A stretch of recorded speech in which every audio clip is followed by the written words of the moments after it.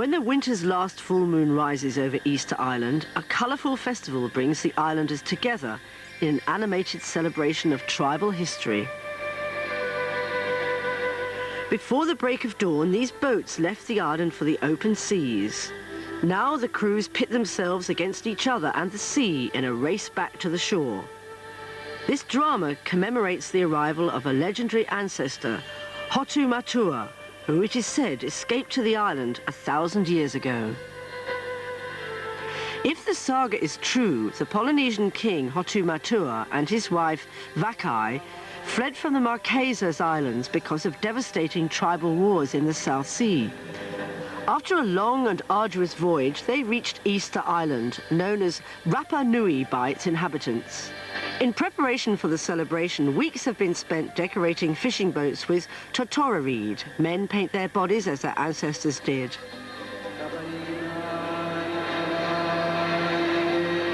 The tribe that best represents the arrival of King Hotu Matua wins the competition. Polynesian and South American traditions have become intertwined in this festival and often merge.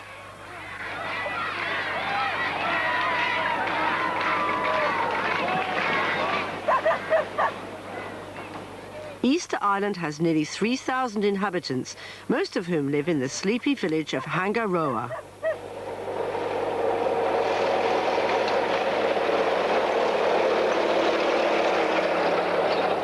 The Institute for Archaeology and Ethnology, which is part of the University of Chile, is located here. A team of scientists is planning an expedition which will take them into uncharted territory. Will they find answers to the age-old mysteries? Easter Island lies in the middle of the South Pacific Ocean between South America and Tahiti. Were the first settlers Polynesians who traveled the ocean by outrigger? Or were they pre-Inca Indians who came from the coast of Peru, daring the Pacific Ocean in reed rafts? The latter theory has been supported by the Norwegian Thor Heyerdahl, who successfully sailed his raft Kon-Tiki to Polynesia in 1947.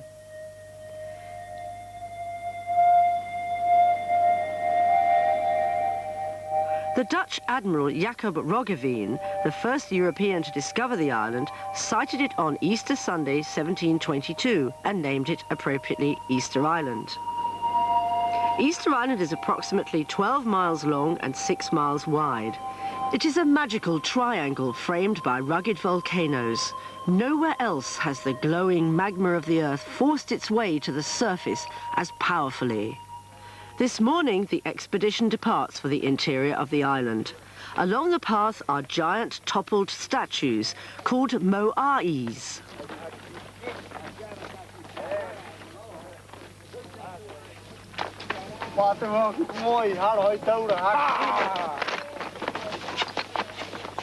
By midday, they reach the southern slope of the volcano, Ranu Raraku.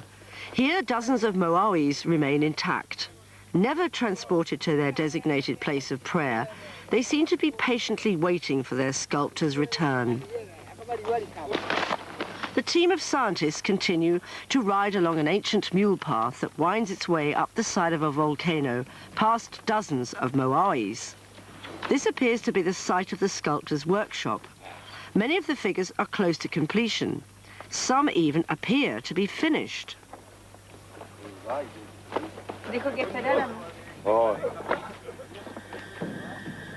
Conspicuous are the long ears and eyeless heads of these stone giants. The eye sockets were completed after the figures were transported to their temple platforms, but the significance of the long ears is still debated. Does their size reflect an artistic decision, or do they represent the actual features of the tribe that ruled the island?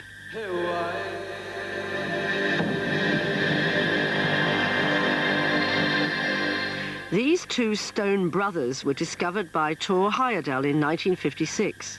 Carved into one of them is the outline of a sailing vessel with 3 masts. Ships like this did not exist in the South Sea or South America at the time that these heads were sculpted. A 60-foot-long moai lies on a rock at the base of the quarry.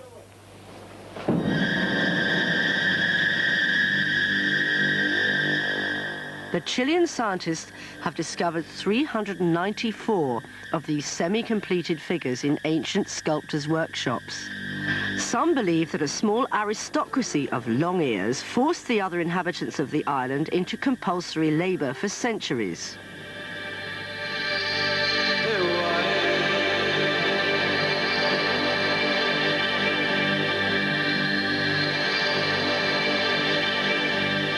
At the foot of the Poike volcano, two scientists cannot resist further exploration.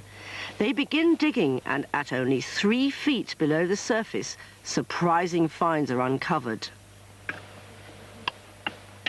A hollow in the earth created by the root of a tree proves that centuries ago huge trees and possibly forests grew on Easter Island.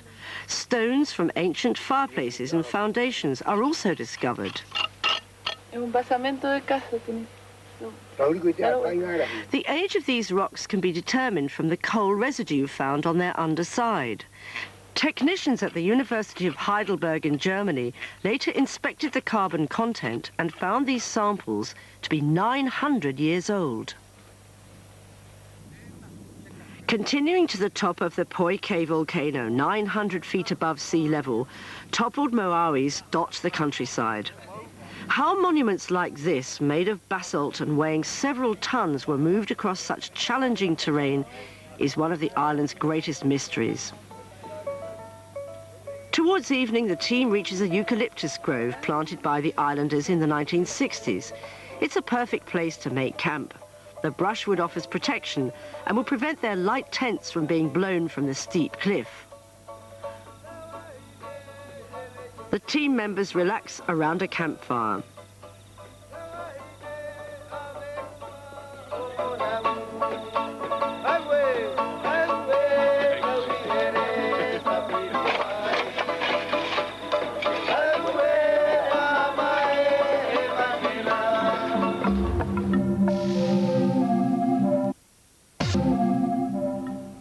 The Easter Island explorers are riding along the steep coastal side of the volcano.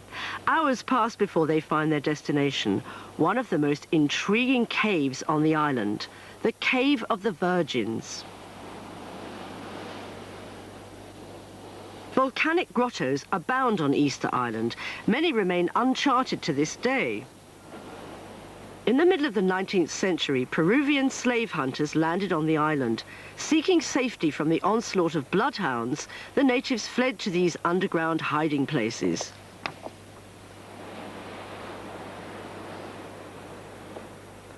The descent must be carefully navigated. A slip could be fatal. 600 feet below, the ocean crashes against the jagged coastline.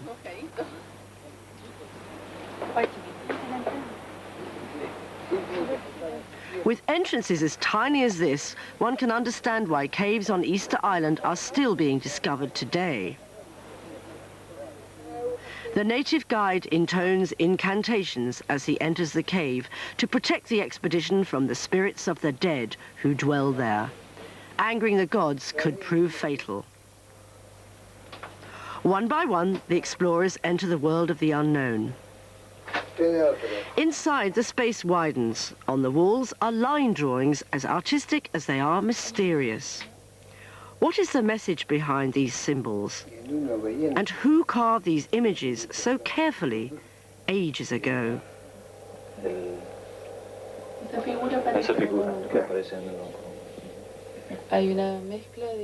Patricia Vargas explains that if they could decipher this pictograph and understand its context, they would be one step closer to solving the mystery of Easter Island. They see a human being, a plant, and another unidentified symbol of the lost Rongo-Rongo script of Easter Island. There is a symbol of a tree, and next to it is an axe of the sort used for felling trees. Does this prove that trees and forests once grew on the island? Vargas goes on to explain that they have found pollen from the long-extinct Toromiro tree in several caves.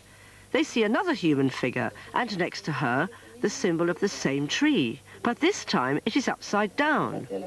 What could this mean? Vargas believes that this may indicate that the people themselves contributed to the death of their culture by cutting down the trees for firewood.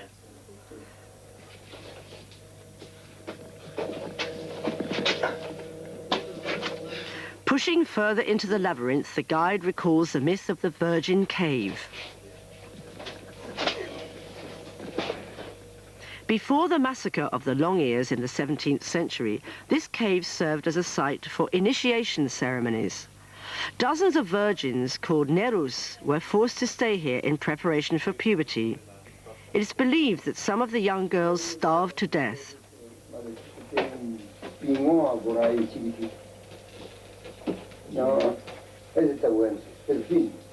Human bones are discovered in a niche, and grotesque faces stare out from the cave walls. What is the significance of this ominous gaze? In the afternoon, the team reaches Anakena Bay.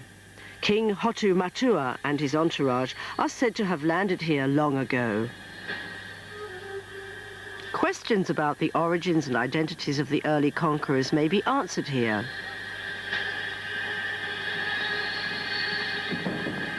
Galloping over the dunes, the explorers come across a temple platform supporting beautifully sculpted moais. All are crowned with hats made of red volcanic stone.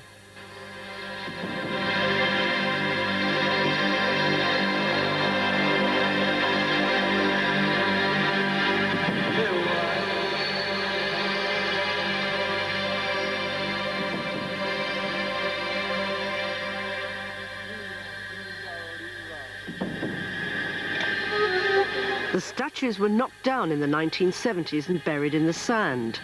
The governor of the island arranged for a crane to hoist the statues back onto their platforms.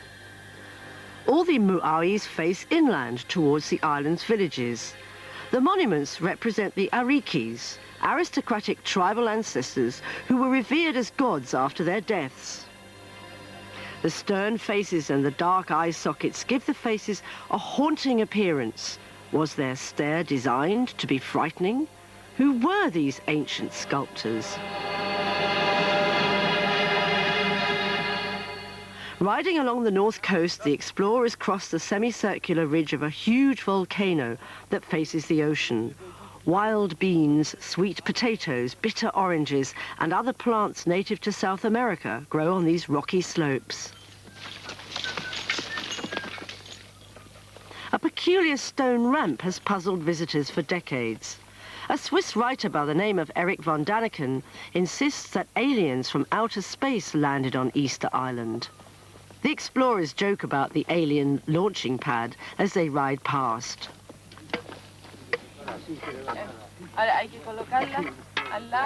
The team stops to inspect an unusual oval of stones. Does the design signal a burial site? The stones are carefully loosened. Will the spirits approve of this disruption? Years ago, an archaeologist suffered from a strange fever during an excavation. Doctors could not pinpoint the cause, but the natives of Easter Island had no hesitation with the diagnosis. Aku Aku, the mystical power of the spirits, still rules.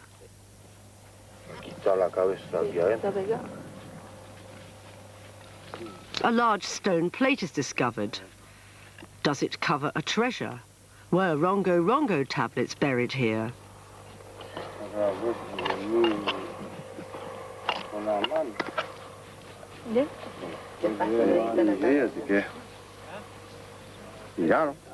The tombstone is lifted and another layer of soil is revealed. It doesn't take long to discover what lies beneath this layer of earth. A skeleton with a huge skull is dusted off. Why was the body buried in such an unusual way?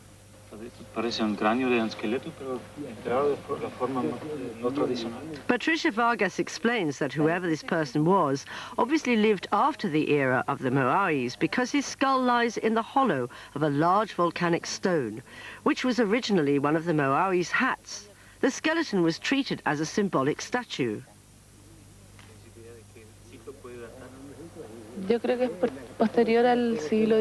Vargas estimates the body was buried about 1700, before the arrival of the first missionaries.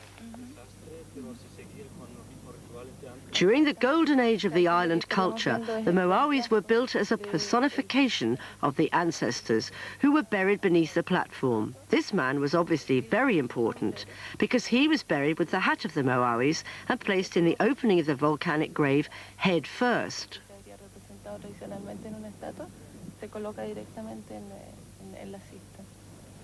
The dead man may have lived during the bird cult era, a period following the reign of the long ears.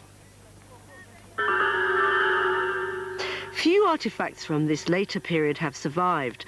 However, it is known that the birdmen did not sculpt awesome monuments like their prolific predecessors. A temple platform near the interior of the island supports more sculptures of the creative period. These Moawis, dating back to the 13th century, are known as the 7 Moawis of Akivi.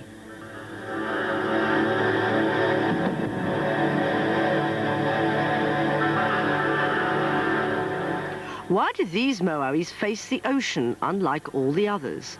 And how were these 21-foot-tall giants transported?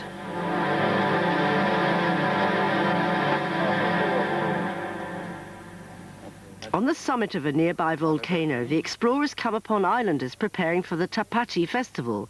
They paint their bodies, as their ancestors did, for a ceremony called the Birdman Ritual.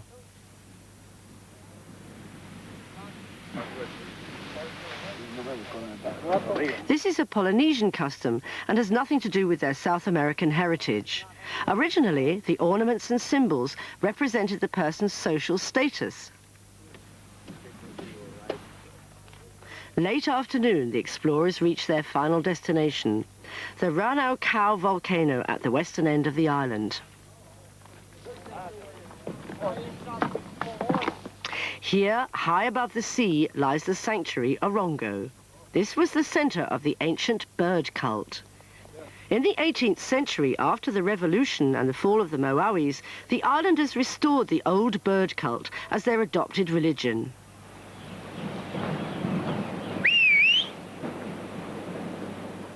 Priests lived in these stone houses that face the sea. 40 of these homes survive in various states of deterioration. According to reports left by early missionaries and travelers, this place of worship was inhabited until 1867. Each year in July, after the winter solstice, festivals were held here to honor the island god Make Make. Islanders sang and danced and minstrels competed with each other. It is said their songs were renditions of the ancient Rongo Rongo tablets. The path leads the explorers to the edge of the volcanic crater. At its west side, facing the sunset, a semicircle of rocks has been found. Each one is covered with drawings. The scientists recognized drawings of birds, beaks and talons on the basalt rocks.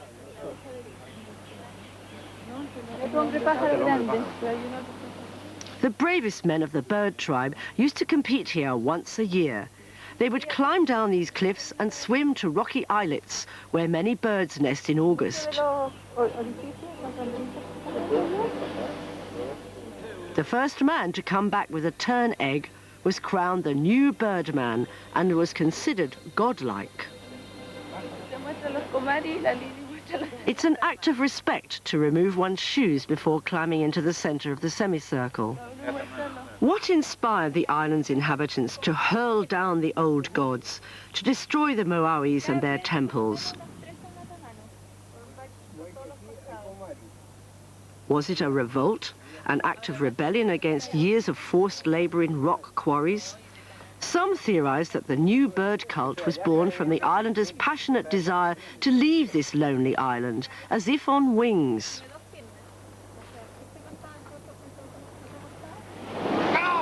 While the explorers speculate the desire of ancient islanders to flee Easter Island, current inhabitants proudly celebrate their land's history.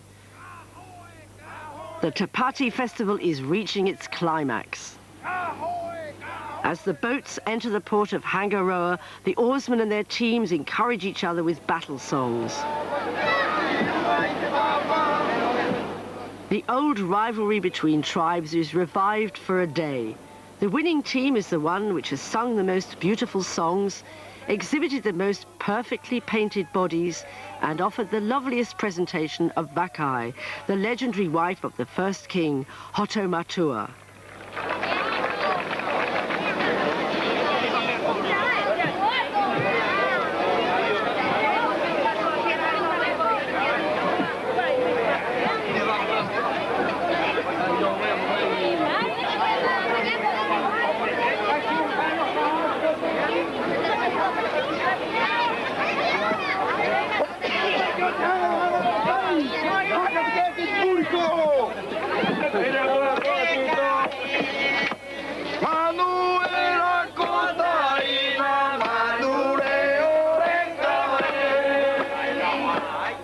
The new queen of the island is carried by her entourage in a triumphant parade through Hangaroa.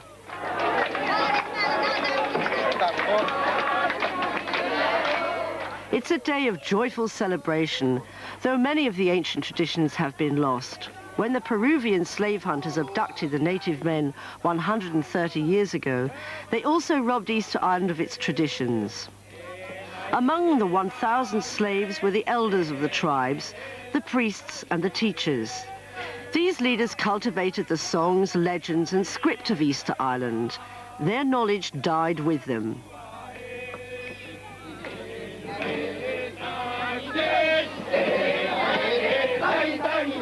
It will take years of diligent research to discover the secrets of this unique land.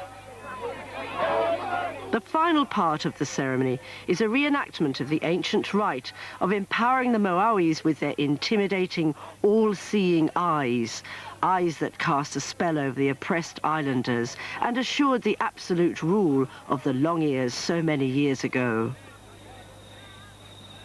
The bridge to the past is completed, and the terrifying force of the mysterious ancients of Easter Island rushes across it to fill the present with awe.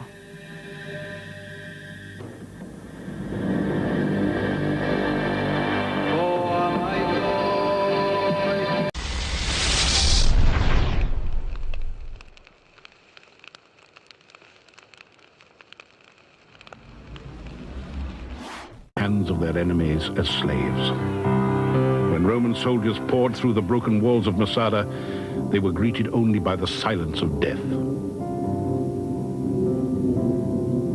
In 1963, almost 2,000 years later, Israel undertook an ambitious excavation at the flat-top rock of Masada. What they found appeared to match Josephus Flavius's description in uncanny detail. Today, however, Masada is once again under siege. Some scholars question the story of the Zealots' last desperate hours, where they ask, are the bodies of the 900?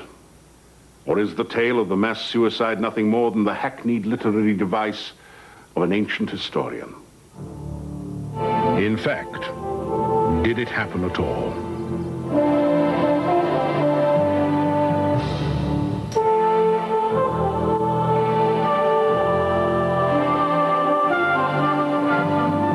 Okay, ladies and gentlemen, I would like to welcome you to the Rock of Masada, which is a very important page in the book of history which called Israel.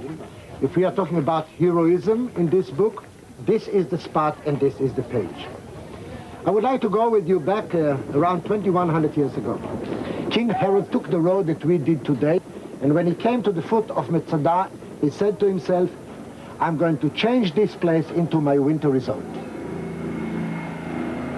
At what has become one of the most visited tourist sites in the world, guides tell the story of the Zealots' last stand and their self-sacrifice as historical fact. And when the Romans arrived to the top, they found here food storages full with food, water cistern full with water, and 960 hero dead bodies laying around here, left this world as free people, not as Roman slaves. Dani Bahat is not your average visitor at Masada. He is a veteran archaeologist who took part in the 1963 excavation. The place is so dear to me that I refrain from coming here. I'm today here for the first time after 7 years. The idea is, further from the eyes, the more further it goes, it becomes more sublime. Perhaps at no other archaeological site in the world has the tension between the sublime and the real played itself out more dramatically than at Masada. Here, in an unprecedented fusion of myth and archaeology, the story of Masada took on a life of its own, a life that had to do more with modern-day Israel than the siege of 2,000 years ago. When the young state of Israel needed a symbol of national pride, the call to excavate Masada enticed hundreds of volunteers from around the world. What they found would not only excite archaeologists, but would create something of a national shrine for Israel. It became our national pilgrimage, since we saw it in the last link which connects our country, or our people to our country. And we, of course, wanted to renew that link. We went every year on a pilgrimage, all the youth movements, and everyone used to come to Masada. In October 1963, the stronghold was laid open down to the foundations, this time by the archaeologists. A giant mission of exploration supported by volunteers from 29 different countries, headed by Professor Yigal Yadin. Yadin, former head of the Israeli Defense Forces and the most celebrated archaeologist in Israel, orchestrated the enormous undertaking at Masada. He had a mission which had worldwide attention. Well, for a long time we have been the people of the book living in the land of the book. Then for 2,000 years we have been the people of the book without the land. Now, for the first time after 2,000 years, we are again living in the land of the book. My aim is, I would say, to live again as the people of the book in the land of the book. They began their assault on the mountain in the scorching desert in 1963. The excavation became, next to the tomb of Tutankhamun, one of the most publicized digs of the 20th century. It was a very exciting time for young Israeli archaeologists like Gideon Förster. And one can remember the very great excitement we had coming into the field, starting our work on an unknown country, the hundreds, thousands of volunteers who took part in the unfolding of the history of Masada. This was a site that was actually some kind of a national site. It was a national hope by everyone to be able to work on this site, which was very difficult to excavate because of it's so far away from any other center. We had, of course, a lot of information, particularly from Josephus, and we were very eager to see if our expectations were to be fulfilled. In contrast to the painstaking tedium of an ordinary dig, Masada yielded up important finds daily, sometimes hourly. Things turn up every day, every day. It's not that kind of site where you dig for weeks and weeks until you find something. It's loaded with finds. This was the greatest time of my life.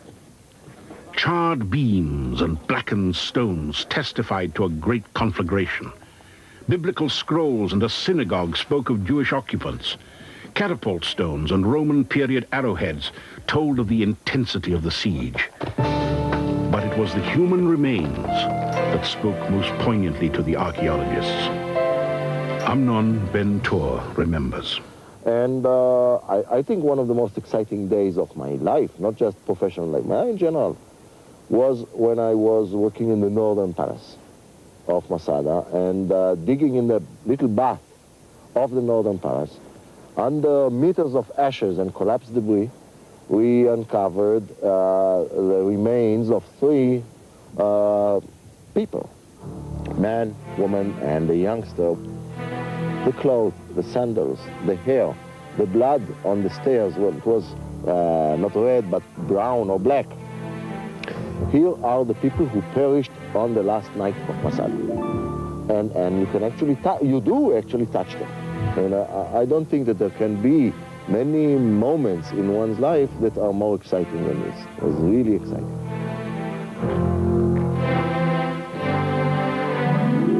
Another 24 bodies were found in a cave on the southern side of the mountain fortress. But it was Dani Bahat who would make an astounding find. A few yards from here away, that's the first which I found with my own hands, the 11 shards, which bear names, amongst them one who was the commander of Masada, Ben Yair. The other names were on the shards were names which were kind of friendly names, like the fat man, the man from the valley of Jezreel, the man with the rounded hair, the curly hair, Joab, the fisher, and these are the ones I can recall now, and Ben Yair, of course.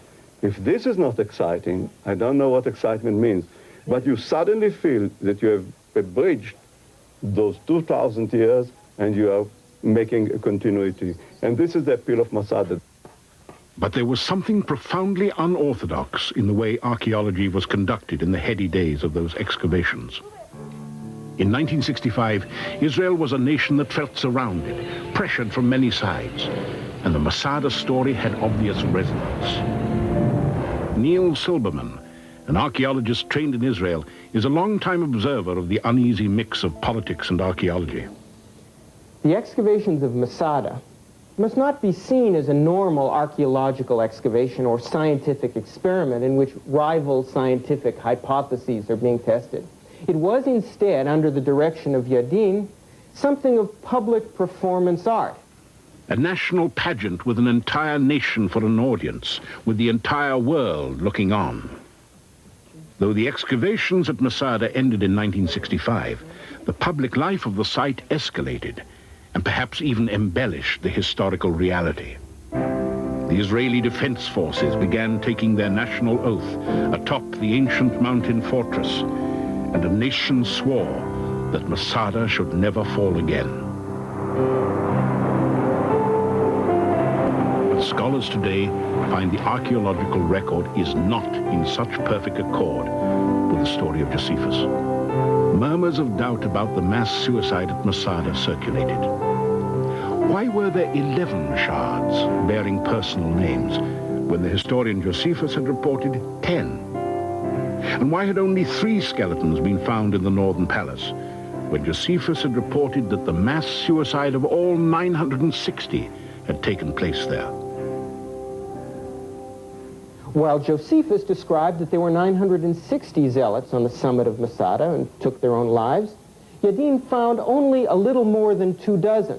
The fact that the bodies found in the cave on the southern side of the mountain, those given a military funeral in 1969, were, as Yadin himself publicly admitted, mixed with the bones of pigs, makes their identification with the zealots, who were extremely particular about the observance of Jewish law, at least problematic.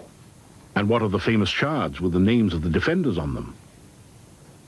The 11 inscribed potsherds that Yadin suggested might have been the very lots cast by the last 10 zealots before their suicide are also problematic, in that hundreds, if not thousands, of inscribed potsherds were found over the surface of the mound. And in fact, inscribed potsherds seem to have been the method by which the zealots distributed food.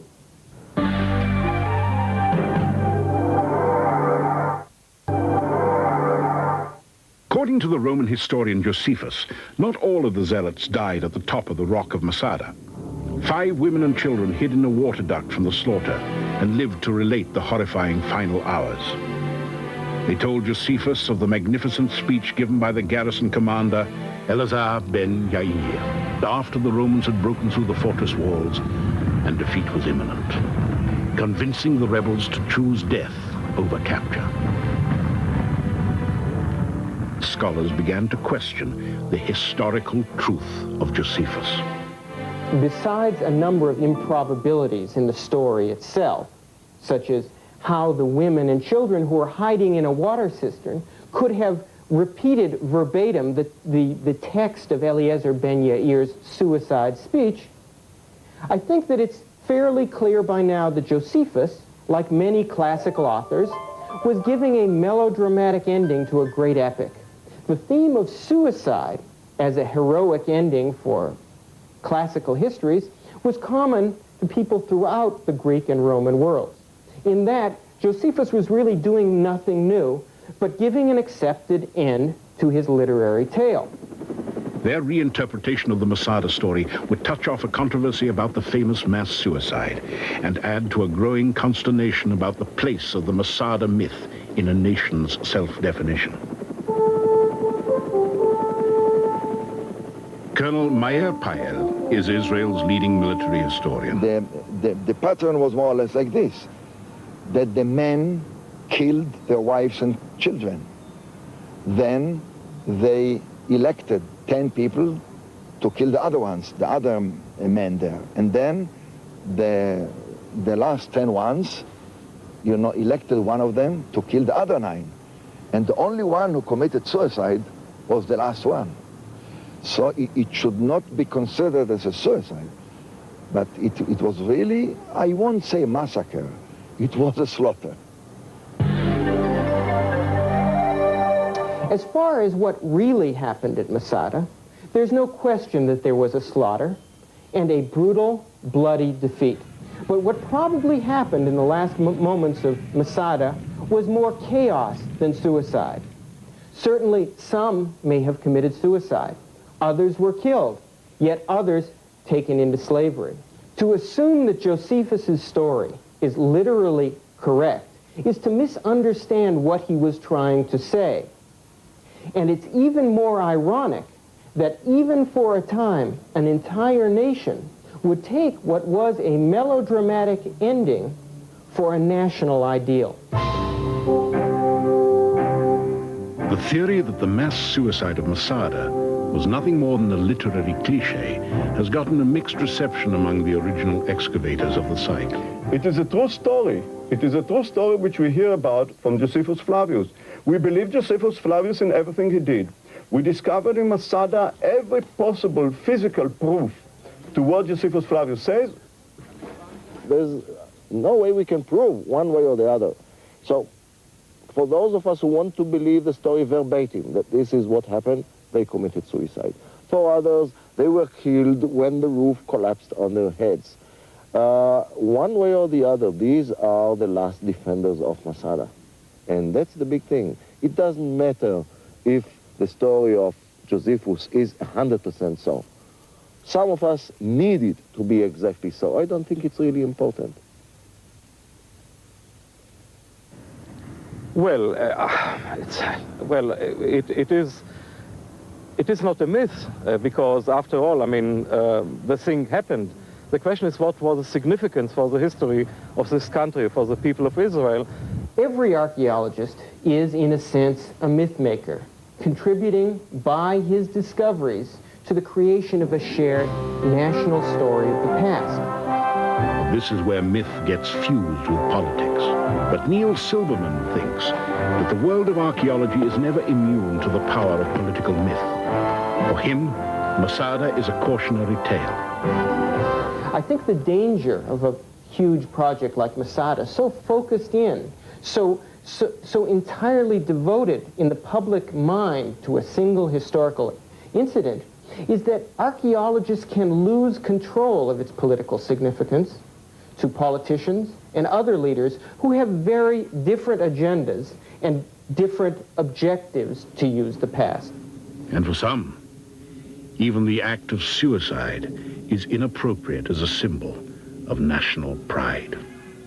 And according to Jewish tradition, usually we would prefer life to death, even if you are doomed to be a slave. You fight if there is no choice. If you stand with your back to the wall, you fight until you fight for whatever it is you believe in, and if you need to die, you die.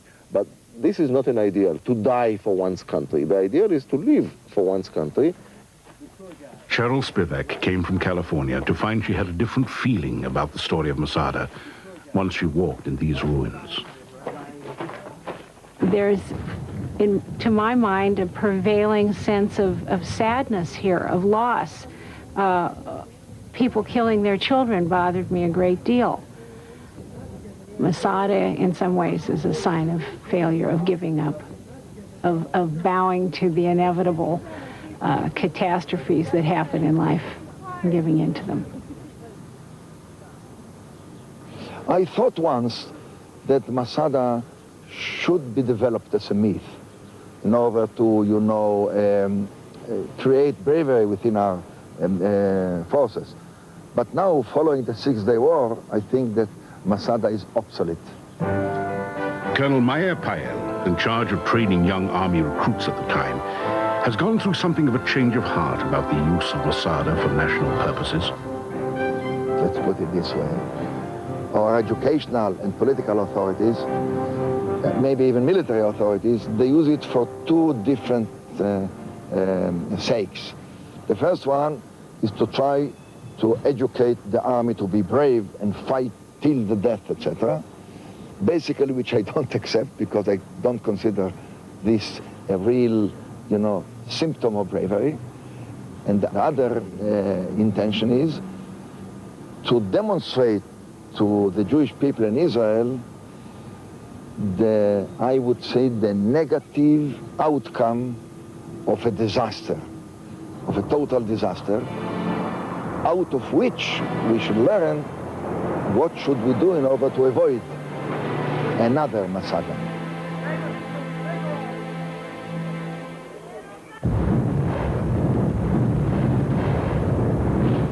But about 20 years ago, we started a reassessment and we changed it.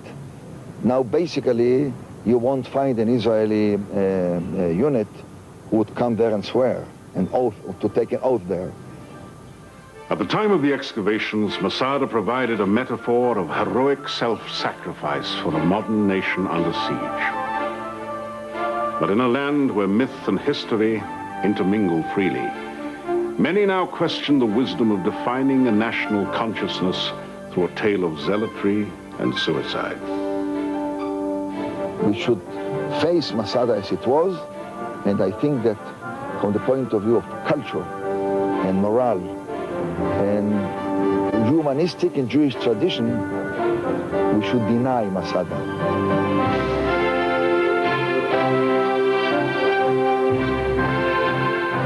Tomorrow night's programme at 1:30 shows how Hitler's obsession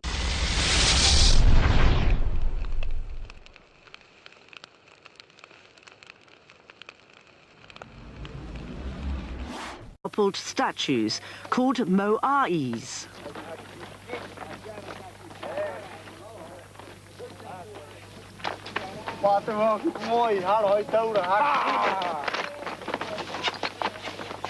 By midday, they reached the southern slope of the volcano, Ranu Raraku. Here, dozens of moais remain intact. Never transported to their designated place of prayer, they seem to be patiently waiting for their sculptor's return. The team of scientists continue to ride along an ancient mule path that winds its way up the side of a volcano, past dozens of moais. This appears to be the site of the sculptor's workshop. Many of the figures are close to completion. Some even appear to be finished.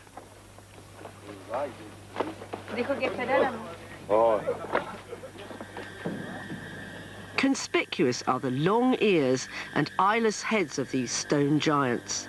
The eye sockets were completed after the figures were transported to their temple platforms.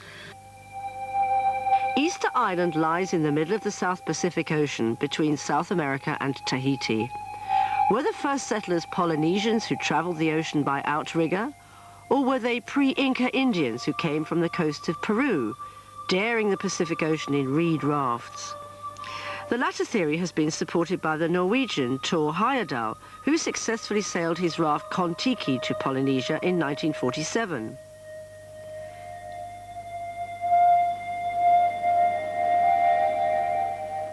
The Dutch Admiral Jacob Roggeveen, the first European to discover the island, sighted it on Easter Sunday 1722 and named it appropriately Easter Island. Easter Island is approximately 12 miles long and 6 miles wide. It is a magical triangle framed by rugged volcanoes. Nowhere else has the glowing magma of the earth forced its way to the surface as powerfully. This morning, the expedition departs for the interior of the island. Along the path are giant but the significance of the long ears is still debated. Does their size reflect an artistic decision, or do they represent the actual features of the tribe that ruled the island?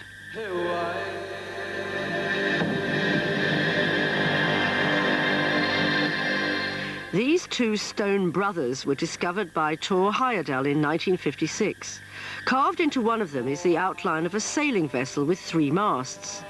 Ships like this did not exist in the South Sea or South America at the time that these heads were sculpted. A 60-foot-long moai lies on a rock at the base of the quarry.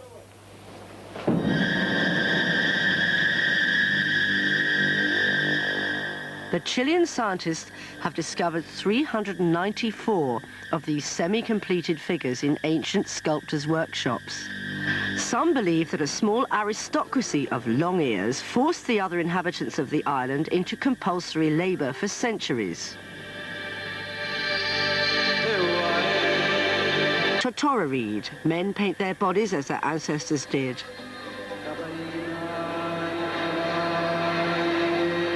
The tribe that best represents the arrival of King Hotu Matua wins the competition. Polynesian and South American traditions have become intertwined in this festival and often merge.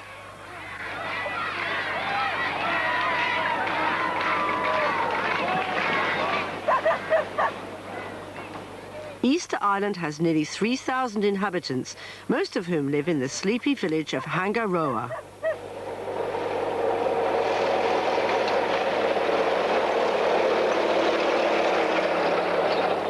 The Institute for Archaeology and Ethnology, which is part of the University of Chile, is located here. A team of scientists is planning an expedition which will take them into uncharted territory. Will they find answers to the age-old mysteries?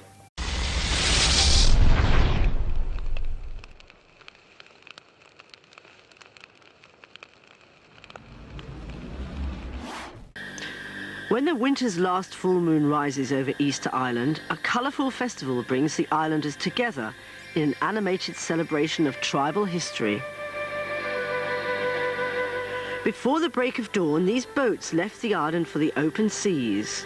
Now the crews pit themselves against each other and the sea in a race back to the shore.